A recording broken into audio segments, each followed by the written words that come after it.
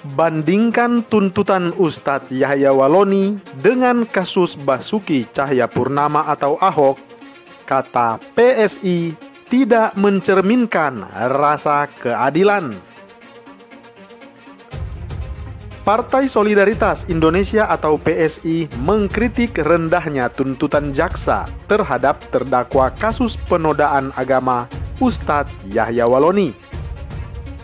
PSI justru membandingkan tuntutan Ustadz Waloni dengan tuntutan terhadap Basuki Cahayapurnama atau Ahok kala itu.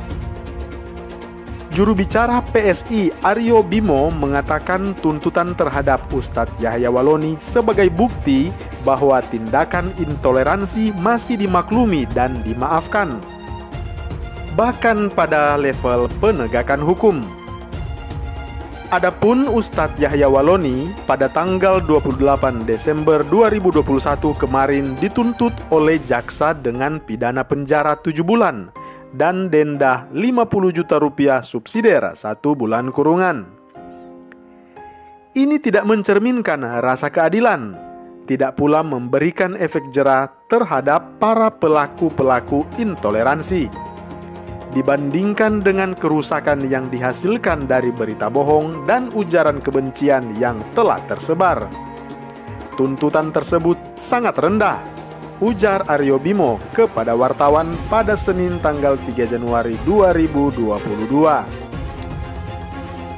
Aryo Bimo juga menyampaikan, menjelang dibacakan vonis, hakim melihat kasus ini secara proporsional dan tidak terpengaruh oleh tekanan dari pihak manapun.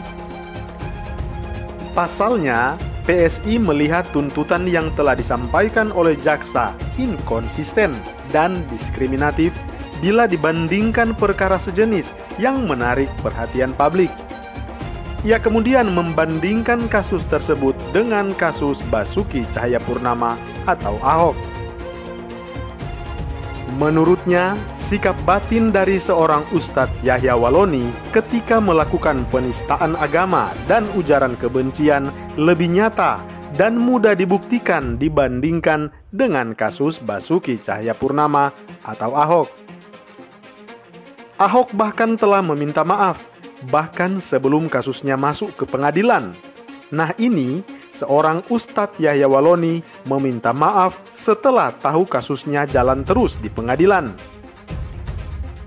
Ia kemudian meminta untuk pengadilan tidak main mata dengan kasus intoleransi. Menurutnya, bahwa selama pasal penodaan agama belum dicabut, maka penerapannya harus sangat berhati-hati dan sebisa mungkin melindungi korban minoritas. Sebelumnya, Ustadz Yahya Waloni telah meminta maaf kepada umat Nasrani. Ia pun memohon agar video-video ceramahnya dihapus dari YouTube. Permintaan ini disampaikan di persidangan. Ia bahkan meminta kepada Kominfo segera menghapus konten video ceramahnya yang disampaikan secara lisan dalam sidang saat sampaikan pembelaan di Pengadilan Jakarta Selatan.